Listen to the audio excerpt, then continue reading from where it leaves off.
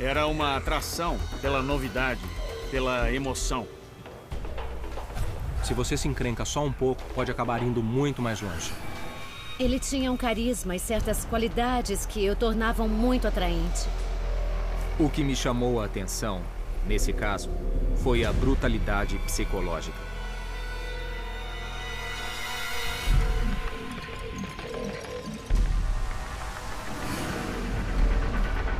Atração perigosa.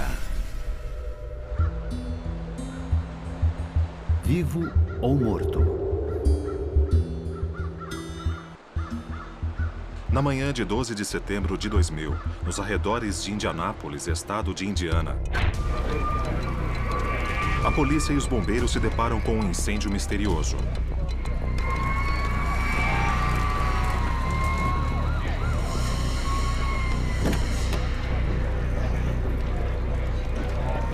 É um veículo e os danos são grandes.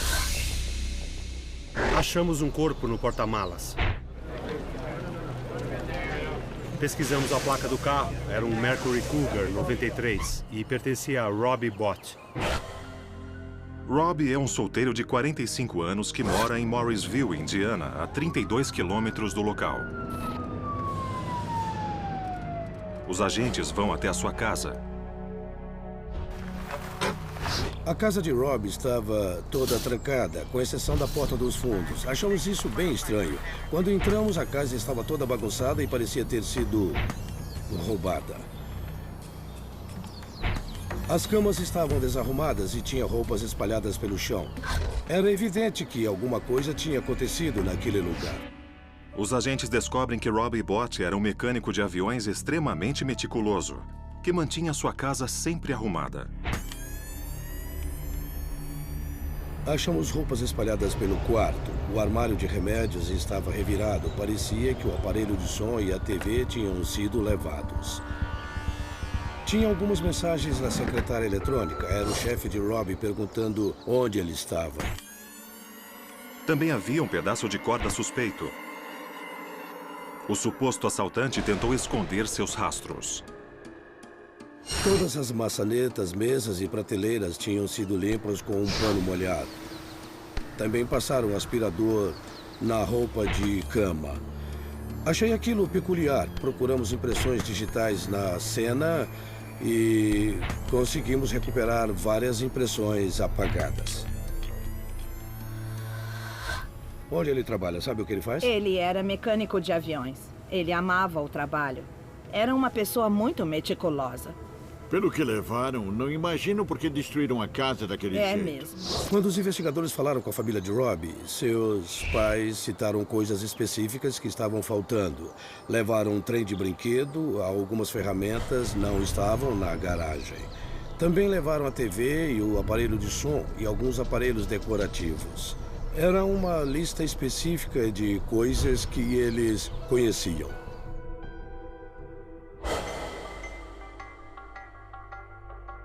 Um vizinho comunica que há um Corsica cinza mal estacionado na entrada da garagem. Eles acharam muito estranho. Tinha vários objetos pessoais dentro do carro. No necrotério, o médico legista confirma que os restos carbonizados são de Robbie Bott. Mas ele não morreu devido ao incêndio. Segundo as evidências, Robbie Bott foi morto com um tiro nas costas. Ele também mostrava sinais de estrangulamento.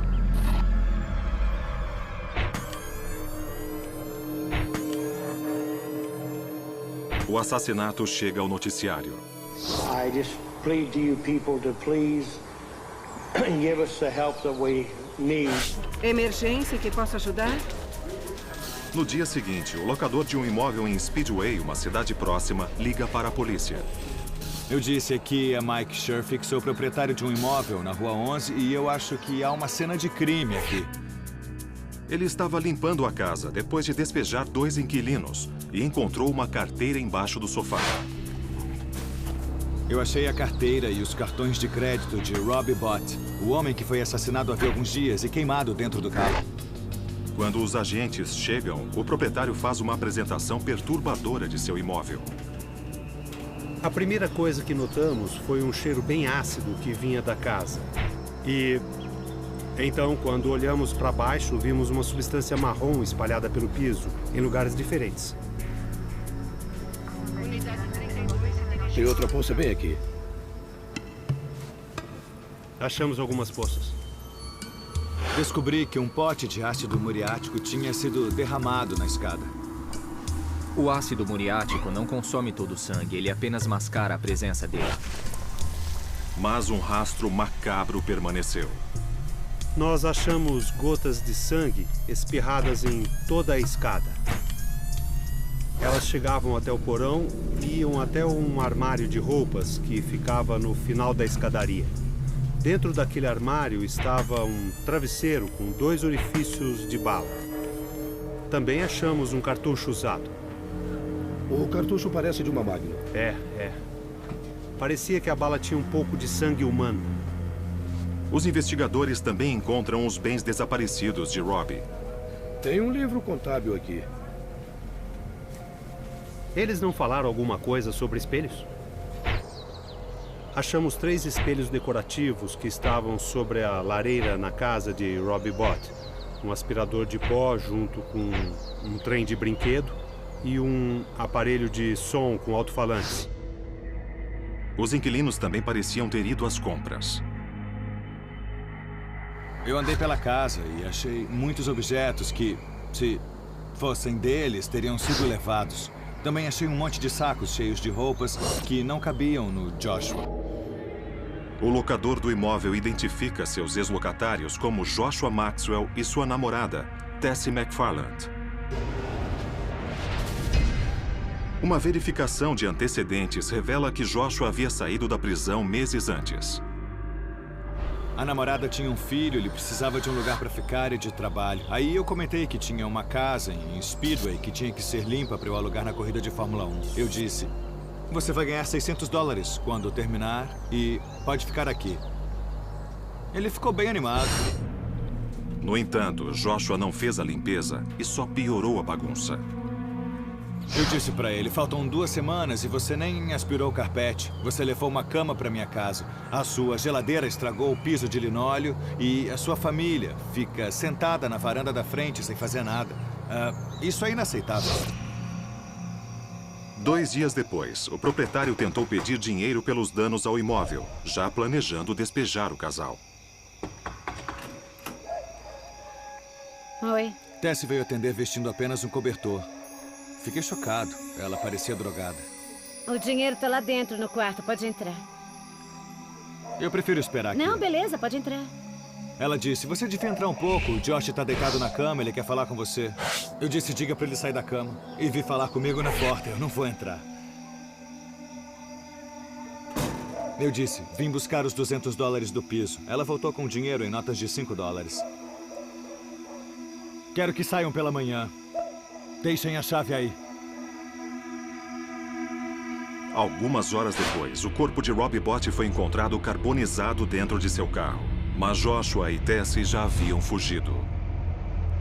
A pergunta já não era quem fez isso, e sim onde eles estão.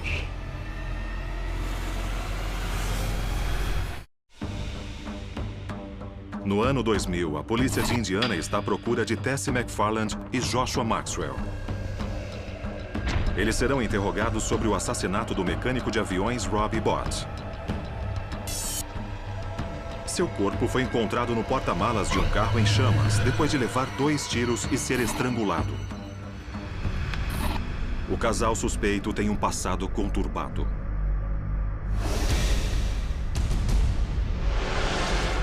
Joshua Maxwell nasceu em 1978, em Indianápolis.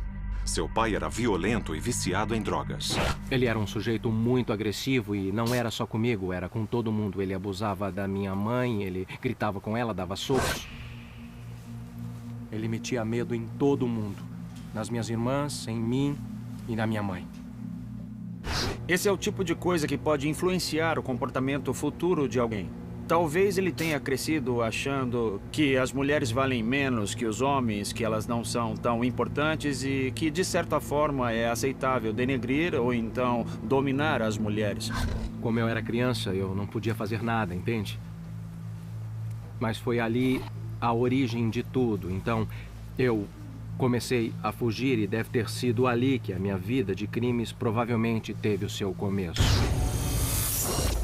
Joshua foi preso várias vezes. Ele tinha muitas namoradas e foi pai de 2 crianças, mas isso não o fez desistir de uma vida de contravenções. Em maio de 1997, ele foi preso por assalto e condenado a 3 anos de prisão. Ele se envolveu com Tessie McFarland em 2000, logo depois de ser solto.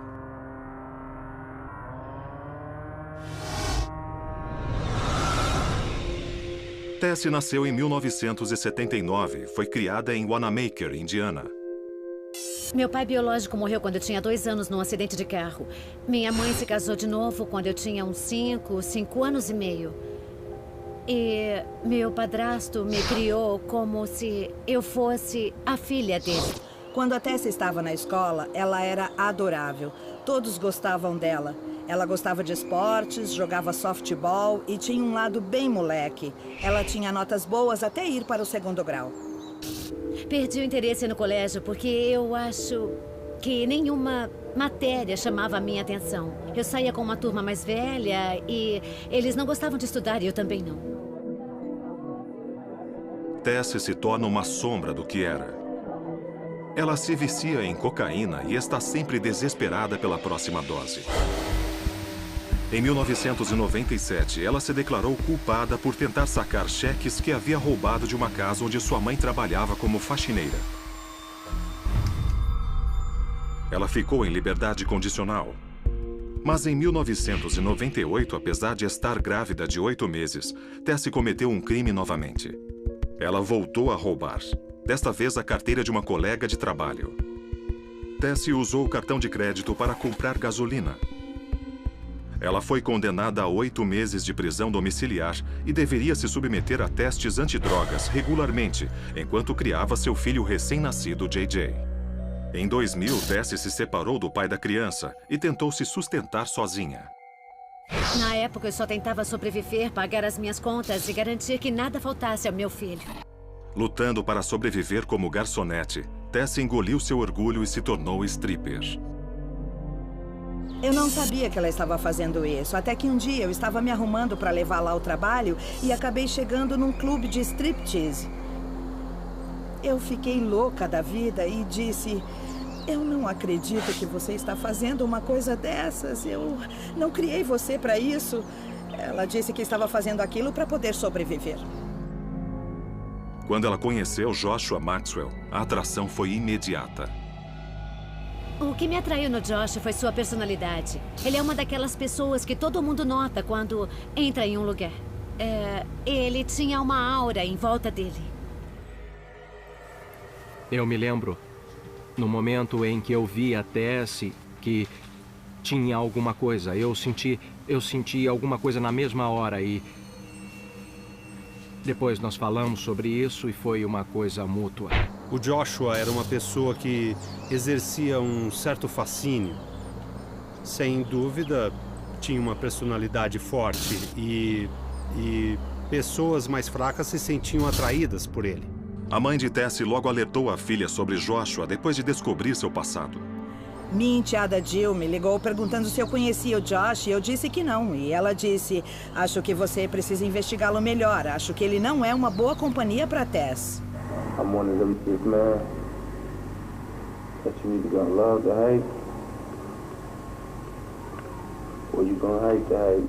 E ela disse: olha, ele não quer nada sério. Sei que ele teve filhos com várias mulheres e ele não paga pensão para nenhuma delas. Ele não trabalha e ele saiu da prisão há 6 meses. Apesar da oposição da família, Tessie e seu filho logo foram morar com Joshua no imóvel de Mike Sherfick, em Speedway.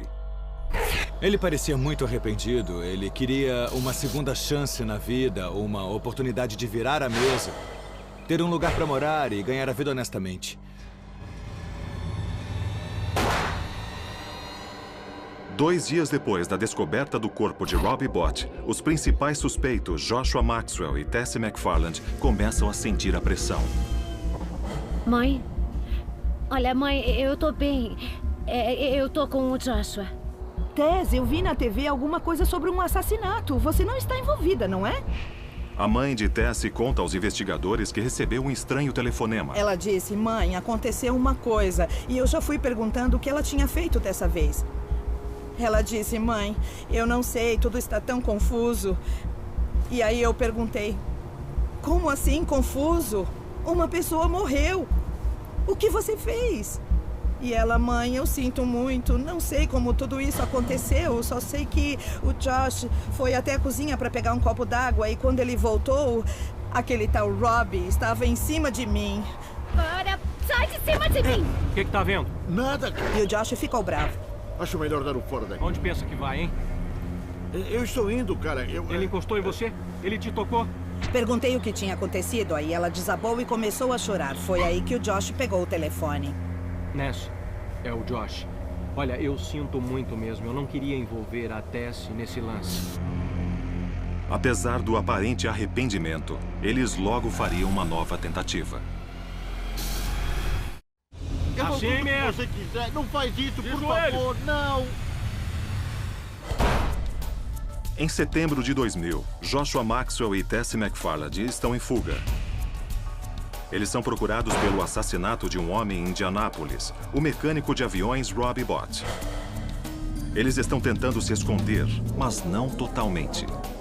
Os policiais interrogaram a ex-namorada de Joshua Maxwell. Durante o interrogatório, ela disse que recebeu 11 ou 12 ligações do Joshua e ele dizia que estava com problemas, que tinha matado um cara e que ele e a Tessie estavam fugindo. O Joshua pediu a ela para ver as notícias e começar a juntar artigos de jornais. Investigators believe that Bott possibly may have been abducted.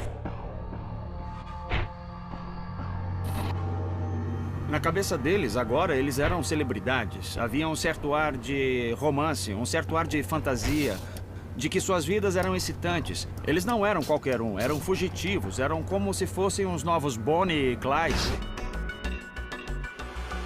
A investigação prossegue e os detetives encontram uma evidência crucial na casa de Robbie Bott. O recibo de uma pizza com o endereço e o telefone de Joshua. Aquilo era muito significativo porque colocou Joshua, no mínimo, dentro da casa. Quando os investigadores descobriram o recibo da pizza na casa de Robbie Bott, perceberam que não era um crime casual, e sim um crime planejado. Os agentes descobrem que os cartões de crédito de Robbie atingiram seu limite. Eu queria checar o número. Robbie Bott foi obrigado a sair para fazer compras com Joshua e Tessie. Os três foram a diversas lojas e sua passagem foi registrada por algumas câmeras. Os funcionários de segurança das lojas assistiram às imagens das câmeras para tentar achar o Sr. Bott, Joshua e Tessie, e o que eles viram foi muito perturbador. O estado mental de Robbie Bott, enquanto eles estavam fazendo compras, parecia bem alterado. Parecia que ele tinha ficado acordado a noite toda. Ele estava com o olhar perdido no vazio. Ele estava só empurrando o carrinho sem nenhuma expressão, enquanto Tessie e Joshua praticamente pegavam o que queriam comprar. Eles compraram itens de luxo e também coisas para decorar a casa. Compraram roupas formais. Acho que era um tipo de jogo para eles. Eles estavam controlando aquele homem. Eles o dominaram de alguma forma e pareciam bem à vontade, usando-o para os seus próprios fins. O Sr. Bott nunca tirava as mãos do carrinho. Mas, numa hora em que o Joshua e a Tessie se afastaram, ele olhou diretamente para a câmera de segurança e murmurou a palavra socorro. Quando a polícia foi até a loja para pegar os vídeos de segurança, todos perceberam e ficaram horrorizados ao ver que o Sr. Bott tinha tentado avisar alguém.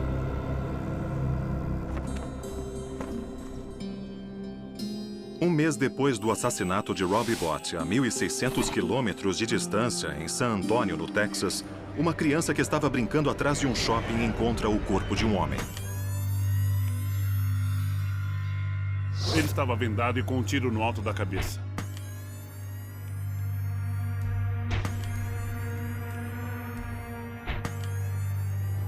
Suas mãos estavam amarradas para trás com um fio de telefone e acho que também com cordões do capuz do seu moletom.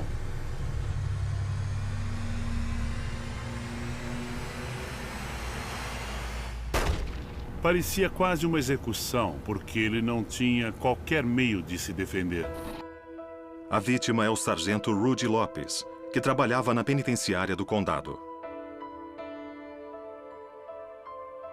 Sua esposa havia comunicado seu desaparecimento algumas horas antes. Ele foi visto pela última vez saindo da casa dos pais no dia anterior. A necropsia revela que Rudy Lopes morreu com um único tiro na cabeça. A primeira especulação foi que tinha ocorrido um assalto ali, porque o carro dele tinha sumido. A carteira também não estava com ele. Pela forma como as mãos estavam amarradas, também parecia um sequestro. Os investigadores conseguem uma pista. Várias pessoas de uma escola de karatê que estavam em aula naquela noite viram uma picape atrás do shopping que era igual a do Sr. Lopes. Testemunhas viram que havia uma mulher com o cabelo comprido e também um cara de óculos com ele na picape. A polícia procura informações sobre o veículo desaparecido no banco de dados do Centro Nacional de Informações sobre Crimes. Pode ser acessado em qualquer lugar dos Estados Unidos e determinar o dono do carro e também se ele foi roubado. A polícia rastreia as transações bancárias de Rudy Lopes em busca de evidências de sequestro, além de verificar imagens de câmeras de segurança. 2 saques foram feitos na noite do assassinato. O carro parecia o dele, mas uma mulher dirigia e fazia os saques.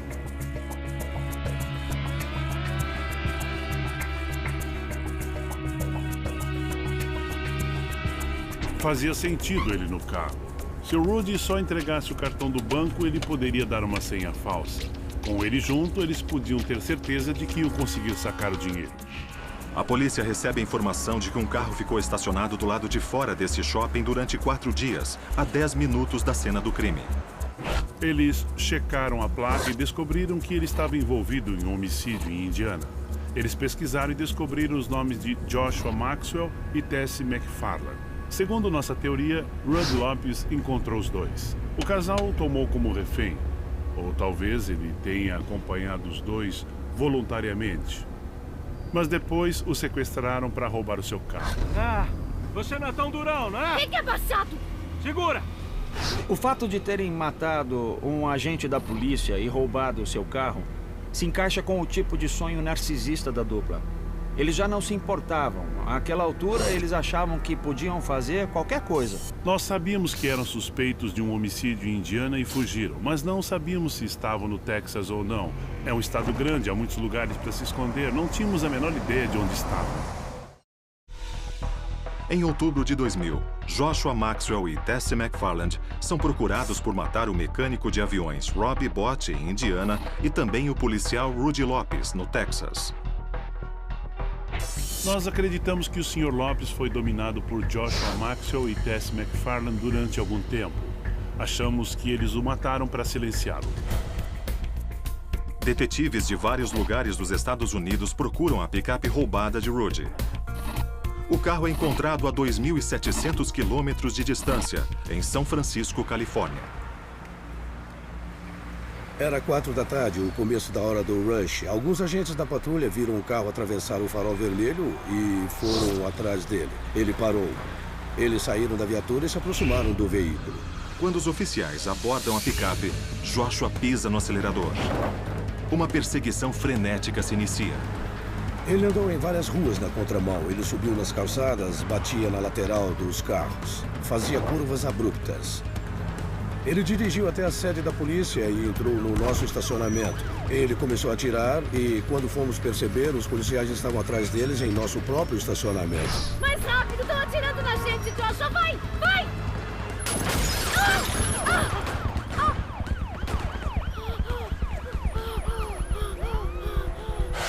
Eu sabia que tinha levado um tiro. E ele disse, não, não, não, deve ser só vidro. Mas estava tudo queimando. Naquela hora, eu já tinha desistido da vida e disse a ele, eu quero que diga pra minha mãe e pro meu filho que eu amo os dois. Aí eu acho que ele pirou, ele dizia, não, não, não, eu não quero que você morra, por favor, não morra, não morra. Agora, várias viaturas da polícia estão tentando prendê-los.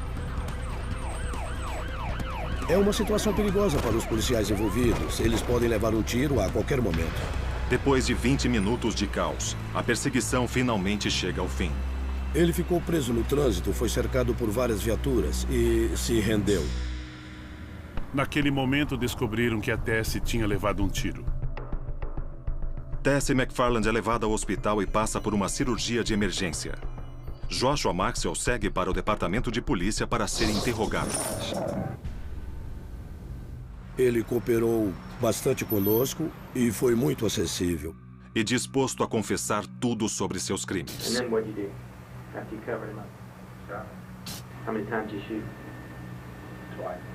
Joshua Maxwell admitiu seu envolvimento no homicídio do Texas. Ele também contou o que houve em Indiana. Ele é jovem, é impetuoso e autoconfiante. E quando tudo terminou, ele estava exausto. Ele não era alguém que sabia seus direitos de cabo a rabo, que tentaria usar o sistema legal para achar uma brecha ou então manipular a lei. Smacking him in the face with pistols and putting pistols through his head, in his mouth. I didn't have to do too much else. 5 semanas depois que o corpo de Robbie Bott foi encontrado em um carro em chamas, Joshua finalmente revela seus planos mórbidos. Deixa eu falar com ele. Dá isso aqui. Rob? Eu não te falei? Ela topa qualquer coisa, amigo. Eu te avisei, né? Joshua e Tessie conheceram Robbie Bott em um serviço de bate-papo por telefone. Supomos que havia algum tipo de sugestão sexual no anúncio, ao qual o Sr. Bott respondeu. Tá bom, tchau. Pegamos. Moleza. A Tessie e eu somos pessoas bem sexuais. E com o tempo, eu fui percebendo que ela era aberta a muitas coisas. E eu também era. Aquele cara, o Rob Bott, a gente conheceu em um bate-papo. A gente o encontrou, falou com ele pelo telefone e depois ele foi para nossa casa. Foi assim que o conhecemos. A estratégia de atrair homens com sexo com a intenção de roubá-los era uma coisa que eles achavam que funcionava muito bem. Era uma coisa excitante. Eles não apenas se aproveitariam desses homens para o sexo, mas também os usariam para ter uma recompensa financeira. De certa forma, era o melhor de dois mundos. Quando o casal ganha a confiança de Robbie, os três começam a se divertir juntos. Mas as coisas saem do controle. Eu saí um pouco. Sai de cima de mim! Calma, Joshua! tá bom, eu vou embora. Isso tá ficando muito estranho. Peraí, o que tá acontecendo aqui? Os dois tiveram um bom... eu não diria que aquilo foi uma briga, porque... foi uma coisa meio física, entende? Ela estava tentando se livrar dele e ele estava tentando agarrá-la à força. E ela estava gritando por mim quando eu entrei na casa. E a minha reação inicial foi agarrá-lo, entende? Ele estava tentando ir embora. Ele estava tentando fugir por alguma razão e ela estava agitada. Isso era óbvio. Então, eu o levei ao porão e eu gritei um pouco com ele lá embaixo. Que droga! Não dava pra você ficar sozinho com ela, né, Bott? Não me mate, por favor! Por favor, você não precisa fazer isso! Não! Tá bom, eu não vou te matar, eu não vou te matar!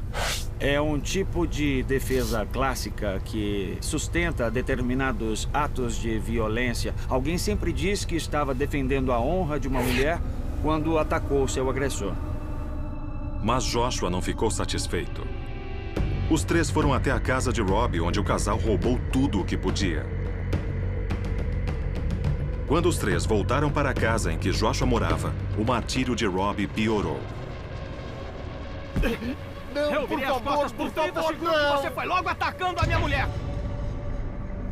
Tessie e Joshua trancaram o Sr. Bott em uma caixa de madeira com as mãos e os pés amarrados. Eles fecharam a caixa e a mantiveram no lugar com um cano de PVC para que ele não conseguisse escapar quando os dois quisessem sair de casa. Mas Tessie e Joshua ainda não haviam terminado com Robbie. Foi aí que eu tive uma ideia. Olha, nós vamos sair com você e vamos detonar os seus cartões de crédito. Após gastar o dinheiro de Robbie, só havia uma coisa a fazer. Aquilo estava na minha cabeça desde que eu era criança. Você não achava que ia morrer hoje, não é? Vamos lá. Adeus. Se você se encrenca só um pouco, pode acabar indo muito mais longe, porque no fim dá na mesma. Você não tem como desfazer as coisas. Foi por isso que eu tomei a decisão de descer até o porão e matá-lo.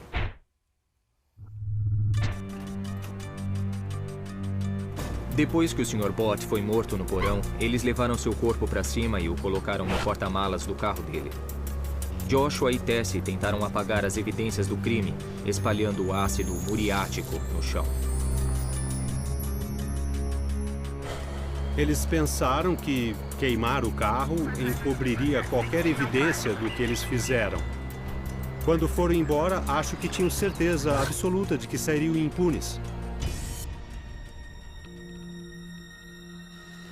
Extraíram a bala quase 11 horas depois que cheguei no hospital. Fiquei em recuperação por umas 10 horas e depois fiquei em São Francisco, na prisão. Tessie tenta diminuir sua participação nos assassinatos. Ela conta aos investigadores que tinha medo de seu amante, por isso concordou em fugir cedendo a guarda de seu filho de 2 anos à mãe de Joshua. Não havia nada que eu pudesse fazer para impedir o Josh de fazer o que ele queria. Minha própria vida estava em perigo e a vida da minha família também. Ela só falava, e o meu filho? E o meu filho? Eu a avisei que ela iria comigo, sabe? Ela tinha deixado o bebê na casa da minha mãe. E meus amigos sabiam que ele estava lá. Se alguma coisa acontecesse comigo, se ela fosse a polícia me denunciar, eu sabia onde estava o bebê.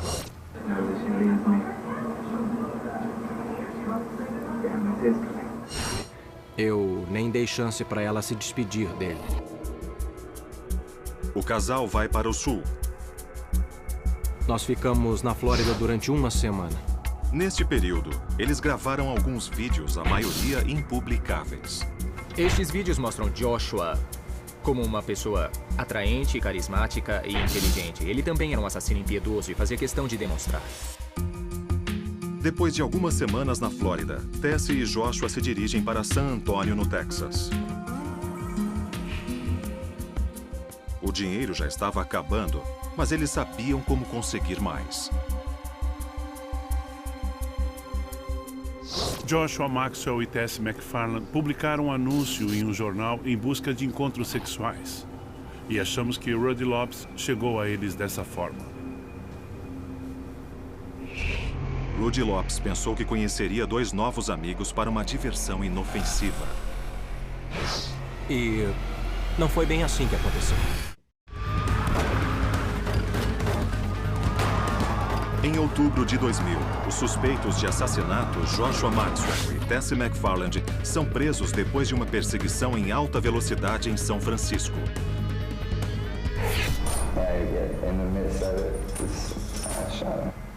Joshua revela detalhes de seus crimes. Ele diz que o policial do Texas, Rudy Lopes, foi atraído por um anúncio que o casal publicou em uma revista. Tessie alega que Joshua preparou a armadilha sozinho. Eu sinceramente juro pela minha vida que não sei como Josh conseguiu entrar em contato com o Sr. Lopes. Eu só sei que em algum momento ele fez isso. Você tem uma coisa que me agrada. Fala mais, fala mais. Verdade. Eu tenho um bom gosto, não tem? Tem mesmo. Você tem muito bom gosto. Ela é linda. Nós pedimos para ele ir ao hotel em que estávamos hospedados. E foi assim que eu conheci o Rudy Lopes. Ele nunca mencionou que era policial. A vítima inocente comprou uma peça de lingerie para Tessie. Ele comprou uma lingerie 1 ou 2 dias antes de morrer. Uma pessoa que tinha a descrição do Sr. Lopes esteve na loja com um homem e uma mulher. Mas Joshua queria muito mais. Você falou que ia cuidar dela. O que é que eu ganho em troca, hein? E prepara a armadilha. O que é que você ganha em Espera troca? pouco. Logo você vai ver. É só o que a gente quer. Só isso? Viu só? O quê? É coisa pra eu amarrar. O fio do telefone. Tá bom. Eu estava fugindo e resolvi fazer o que eu sei E o que eu já tinha feito para ganhar dinheiro. Segura as mãos dele! Eu tô segurando! É isso aí. Tá vendo? Você não é tão durão, né? Fica abaixado! O casal limpa a conta bancária de Rudy. Ele deu a senha da conta dele, não um cartão de crédito. Fala pra ela. 55522. 522. Anotou aí? Anotei. Depois de conseguir o que queria, Joshua decidiu se livrar de Rudy Lopes. Ele deve ter ficado apavorado. Eles amarraram suas mãos para trás com um fio bem apertado. Não estava frouxo. Ele também foi vendado. Eu acho que ele deve ter percebido que eles passaram por uma cerca, porque, sem enxergar, ele precisou ser orientado a pular essa cerca. Não precisam fazer isso, é loucura. E enquanto eles o conduziam no escuro, ele devia saber que seria executado. Ele estava tentando fugir e eu não podia deixá-lo escapar. Eu não estava lá, eu não tive nenhuma ligação física com a cena do crime. Tessie alega que não participou da execução dos assassinatos, mas os investigadores não acreditam que ela foi incapaz de evitá-los. A Tessie ficou sozinha com o Sr. Bott numa loja de Indiana e não fez nada para ajudá-lo. E depois veio para o Texas e fugiu para a Califórnia com o Joshua. Não é possível que ele a tenha mantido sob controle durante 40 ou 50 dias enquanto tudo isso acontecia. Simplesmente não é nada plausível. Tessie tomou a decisão de participar daqueles crimes. Não acredito que ela tenha sido coagida a fazer isso. Acho que ela até se inspirava em Joshua Maxwell. Em nenhum momento, durante a fuga que os levou para a Flórida, para o Texas e para São Francisco, ela tentou ligar para a polícia. Ela sequer tentou fugir. Eu acredito que ela ficou voluntariamente com Joshua Maxwell. Joshua e Tessie são extraditados para San Antônio para responder às acusações de homicídio pela morte do Sargento Lopes. O processo do Texas foi prioridade por 2 motivos. Primeiro, um oficial da polícia tinha sido morto nesse caso. Segundo, era um caso de pena de morte. O caso de Indiana não era de pena de morte. Mais de 1 ano depois, começa o julgamento de Joshua Maxwell. A promotoria apresenta provas irrefutáveis contra ele. É muito raro processar um assassino em série. Esse foi um dos crimes mais impiedosos em que já trabalhei. 2 guardas testemunham que Joshua Maxwell zombava de Rudy Lopes em sua cela, reencenando seu assassinato.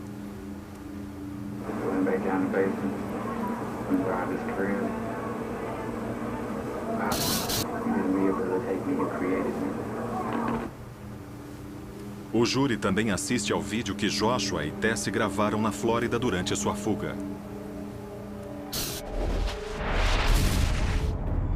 Os advogados de defesa de Joshua Maxwell apresentam 2 tipos de evidência na tentativa de diminuir o que ele tinha feito. Uma delas foi que, com 11 ou 12 anos, ele descobriu que tinha sido adotado. A outra foi o fato de ele ter tido uma infância pobre, com um pai que bebia, usava drogas e agredia Joshua e o resto da família. O júri delibera durante apenas algumas horas e declara Joshua culpado. Ele é condenado à morte. No ano seguinte, Tessie McFarland pretende se declarar inocente no Texas. Mas quando os jurados assumem seus lugares, ela aceita fazer um acordo. Tessie McFarland se declarou culpada pelo homicídio em troca de um acordo que a livraria da pena de morte e da prisão perpétua. Se a Tessie tivesse ido a julgamento, temos certeza de que teríamos conseguido uma condenação por homicídio. Não acreditamos que houvesse qualquer evidência capaz de fazer o júri inocentá-la. Em 2003, Joshua é extraditado para a Indiana para ser julgado pelo assassinato de Robbie Bott. Falei com o promotor de justiça do Texas para garantir que a condenação de Joshua fosse mantida depois da apelação. E ela foi mantida. Depois, em Indianápolis, junto ao Ministério Público do Condado de Marion, continuaríamos a acusá-lo para garantir que Joshua Maxwell nunca mais saísse da prisão. O júri condena Maxwell por assassinato em 1º grau, cárcere privado e incêndio criminoso. Ele é condenado a mais 95 anos de prisão. Tessie McFarland se declara culpada por cárcere privado e incêndio criminoso. Ela é condenada a 30 anos, que cumpre simultaneamente a sua sentença no Texas. O que me chamou a atenção nesse caso foi a brutalidade psicológica a que submeteram o Sr. Bott. O que ele teve que enfrentar durante um dia inteiro é de uma crueldade inimaginável. Eles foram movidos por uma certa ganância. E mais do que isso, foi pela excitação. Aquilo era uma espécie de fuga romantizada. Atualmente, Tessie McFarland cumpre pena na prisão de Gatesville, no Texas, e terá direito à liberdade condicional aos 63 anos de idade. Ela ainda alega que não teve poder para impedir as mortes. Se eu soubesse em qualquer momento como evitar aquelas ações, como evitar que as pessoas perdessem suas vidas, eu teria feito isso. Eu realmente teria feito tudo para impedir aquilo antes mesmo de começar. Eu acho que teria feito qualquer coisa. Nunca vou poder substituir aquelas pessoas e suas vidas. Meu tempo aqui jamais os trará de volta. Não adianta. Joshua Maxwell espera no corredor da morte na prisão de Livington, no Texas. Ele era extremamente instável.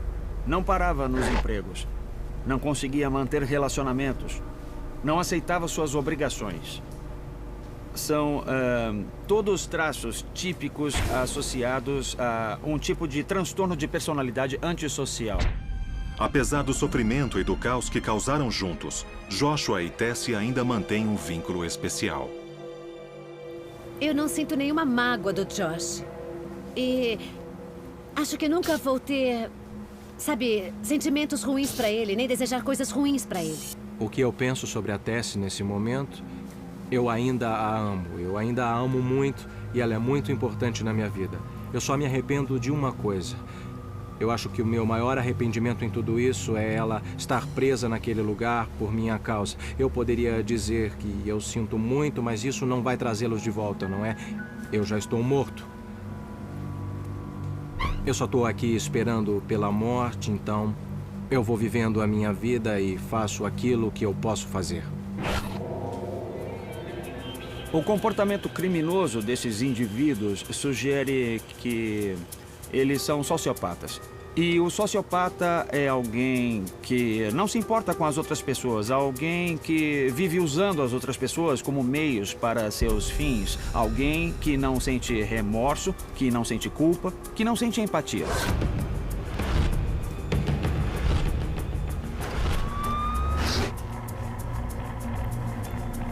Eles cometeram esses crimes sem motivo, fizeram só por diversão e depois fugiram pelos Estados Unidos. Para mim, eles sabiam exatamente o que estavam fazendo e queriam que suas vidas fossem mais grandiosas do que realmente eram.